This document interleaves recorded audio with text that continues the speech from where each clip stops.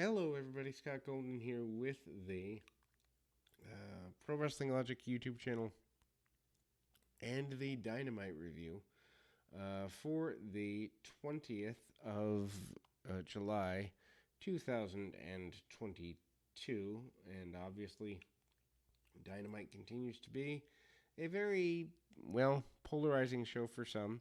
And we kind of go through. Show report opens with Brody King defeating Darby Allin in a match that I was looking forward to seeing. Darby comes right after King on the floor and tries to follow up with a dive, but King catches him and sends him back into the ring with a military press style maneuver. King nails Darby with a bunch of lariats and chops, tosses Darby all over the place, and basically kills any comeback that Darby may have. After the break, Darby uses a belt that he finds along the way, and King pulls him to the floor and takes him out with a wild dive. Back inside, he goes for the coffin drop, and coffin splashes, but King catches him with a sleeper and ties him up in the tree. Whoa, Darby avoids the cannonball and hits a code red for near fall. Darby is probably the best example of a guy who didn't have national exposure before AEW and is over like Rover since coming to the promotion. Darby locks on the inverted half Nelson, transitions into a sleeper. King breaks out and hits a cannonball in the corner. They fight on the apron. King locks on the sleeper and drops him on the floor. And Darby makes it back into the ring at a 9 count after that. King immediately grabs Darby and hits the Gonzo bomb and gets the win. Brody King is phenomenal. After the match, King battles and then Sting attack. Basically, Sting is brought out. Sting comes out and rushes to the ring to help his fallen friend. Has King in position for the Scorpion Deathlock or Death Drop, but then the lights go out and Sting is face to face with Malachi Black. King grabs him from behind and Black hits Black Mist into Sting's face, and Sting passes out from the confusion. Miro comes out and basically is going to side with the babyfaces, it would appear. Cole Carter, the former Tony Donovan or Troy Donovan from NXT, is backstage. Starks and Powerhouse Hobbs will walk up and Starks references Carter's death on NXT, but Carter said he'd win the FTW Championship tonight. William Regal and Orange Cassidy both joined commentary. Regal is baffled by Orange Cassidy for the majority of the match. Then we go to the Blackfoot Combat Club. Moxley and Yuta defeating best friends Trent and Chuck Taylor. Why Chuck Taylor is still employed by this company when they've cut the other deadweight, I have no idea. Trent and Moxley start off trading chops. Yuta then tags in and wants to fight Trent. Trent tags off to Chuck. By the way, are both teams supposed to be baby faces? Anyway, Chuck tries to big league him, but then they exchange. Trent tags back in, and Yuta lands a bunch of strikes. Trent fights out of the German suplex and reverses it into a back suplex. Counters the beatdown, and Chuck attacks Yuta on the floor. Why does every match go to the floor? Best friends continue to isolate Yuta throughout the commercial break. They come back and bring him over to the table. Trent then finds that his partner's been tossed over the timekeeper's table. Back inside, he continues, counters a dive for a 2 count. Moxley then kicks Trent's head in and tags in Yuta for the double team. Chuck breaks up a near fall and hits an awful waffle on Moxley. Why is Jon Moxley in there with a guy like a goof like Chuck Taylor?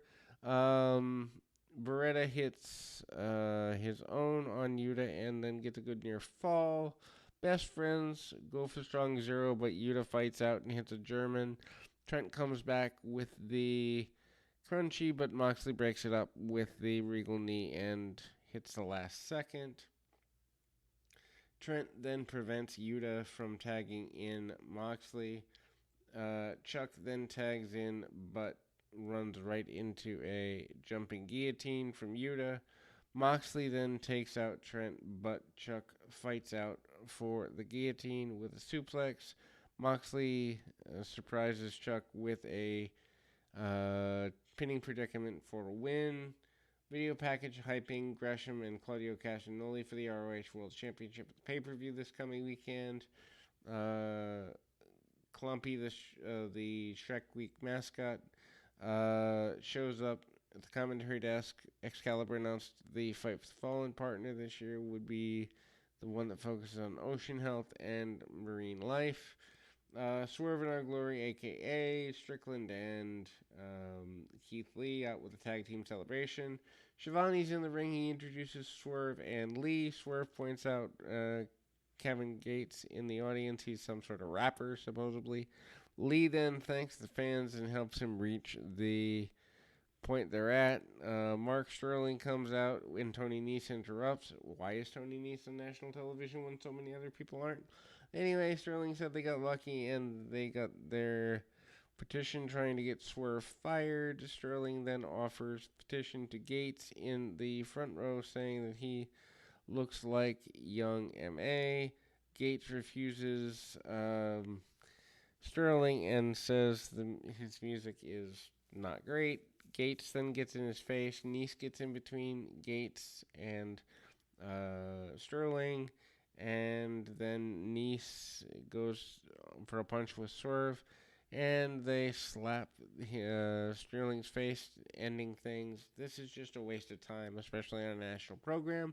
John Silver and Alex Reynolds are there, as well as Butcher and the Blade. They're backstage. Silver presents Butcher with a Butch t-shirt, which the Butcher and Blade didn't think is funny, so they attacked. Hangman Page runs up with a chair to run them off. Remember when Page was a champion and we were trying to make something of him? I do. Anyway, Christian Cage and Luchasaurus defeat the Varsity Blondes, Garrison and Pillman. Christian starts off but immediately tags out to Luchasaurus. Luchasaurus nails Pillman and he wants to fight Garrison with a couple of elbows. Pillman then lands a kick, but Luchasaurus takes down both of his opponents with a double clothesline. He slams Garrison onto Pillman. Christian tags in and covers, gets the squash win. Apparently, there will be a tease of Christian stealing the spotlight from Luchasaurus at some point after the match. Christian posed on Luchasaurus' shoulders, leading to the Jungle Boy coming out to his music with a chair in hand. Jungle Boy faces off with his former partner and picks up the chair. Luchasaurus changes positions to be at Jungle Boy's size. Jungle Boy chases Christian up the arena steps and out of the arena.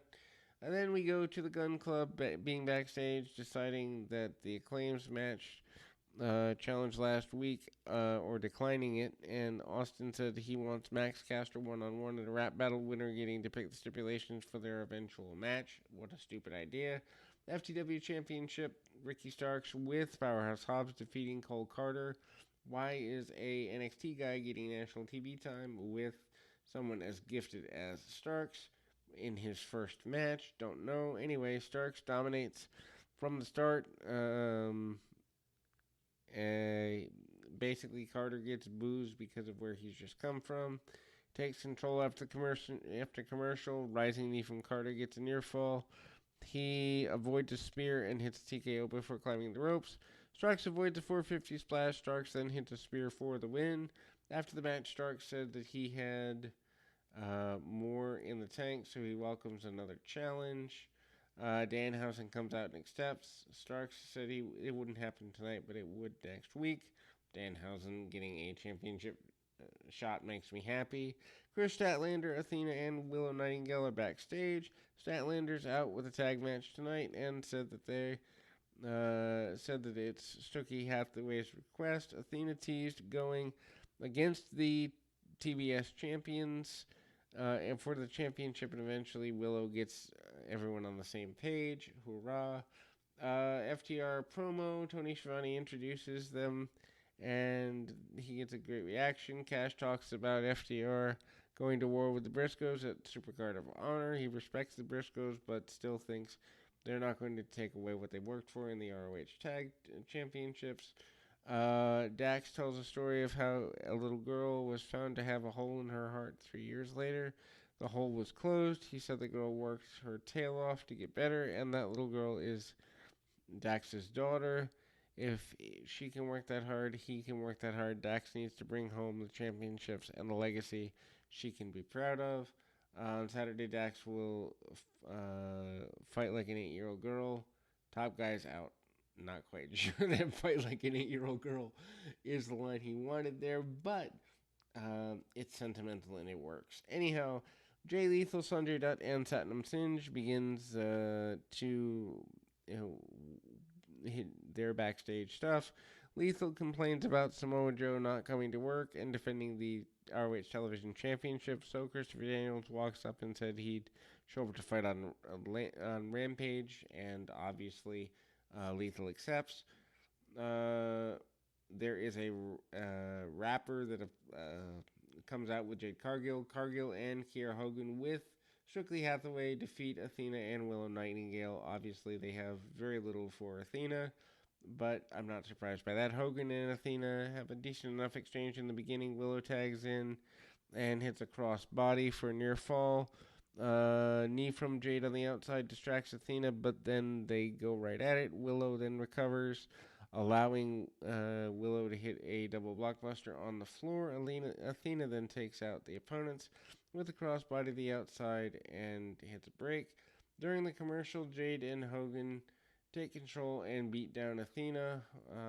Once back, Willow then gets the tag, spinebuster on Hogan, but Jade comes back and breaks it up and breaks up the pin. Jade then faced off with Athena, and they trade forearms until Jade gets better of the exchange with a kick, and then she catches a dive and a fall-away slam. Jade nips up as usual, but Athena does the same and surprises her in the process. Athena then crushed Jade with double knees and power bombs Hogan's on the apron. Stokely gets in Athena's face, and distraction is enough for Jade to nail Athena and steal into the steel steps. Back in the ring, Jade tags in, and Willow cradles her for a near fall. Jade then hits the Blue Thunder Bomb for 2 and then hits the Jaded to win the match. Thunderstorm, Thunder Rosa, and Tori Storm backstage. Rosa defends her title against Miyuki Yamashita. All these Japanese names that nobody knows. Anyhow, next week, and she knows Yamashita is the best, but Rosa will win.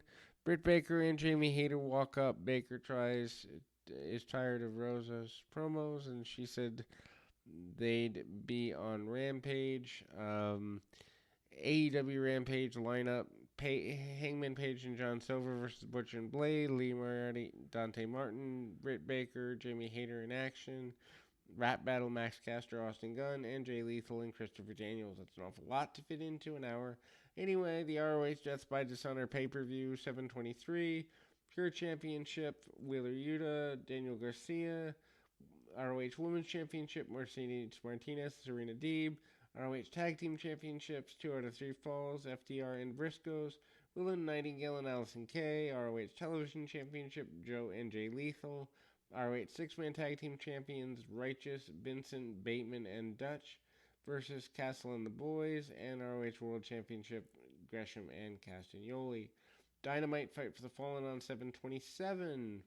Women's Championship, Thunder Rosa versus Yamashita, and Ricky Starks and Danhausen for the FTW Championship. Jericho is in full Painmaker makeup and gear. Jericho Appreciation Society are suspended in the shark cage above the ring. Anyway, barbed wire everywhere. Jericho defeats Eddie Kingston. Hardcore match. Kingston gets the barbed wire mic and smashes Jericho with it, busts him open. Jericho gets the ring bell wrapped in barbed wire and attacks Kingston with it.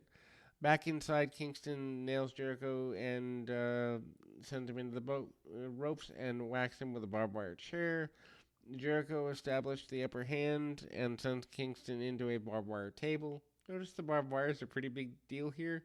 During commercial, Jericho locks Kingston and walls of Jericho on barbed wire. Back from the break, Kingston whips Jericho into the barbed wire, crotching him over the ropes. Suplex Jericho through the barbed wire table at ringside. Ty Conti runs down, attacks Ruby Soho at ringside. Then Anna Jay runs out and pulls Tay off before turning on Soho and sending her into the ring post.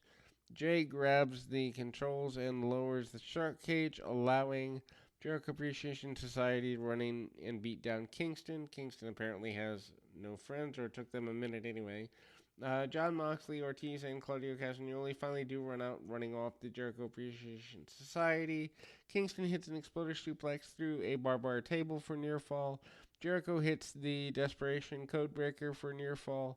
Takes a barbed wire chair to the face in the process, however. He whacks Kingston with the chair a bunch of times, hit the lion salt, but Jericho tosses the chair into his own face in the process. Kingston then hits the back fist for a near fall and pulls barbed wire from under the ring and locks in a wire-assisted stretch from. Cloud thought that's it. Sammy Guevara comes out and super kicks Kingston. Jericho hits Judas with his arm wrapped in barbed wire for the win. After the match, Jericho and Guevara wanted more of an attack on Kingston, but Kingston fights back and throws Jericho into the spider web before the end of the show. I'm not a fan of the barbed wire stuff. Hopefully it's the end of the feud. If it is, though, it's bad for Kingston because Jericho winning isn't good for business. We'll be back with more right after this.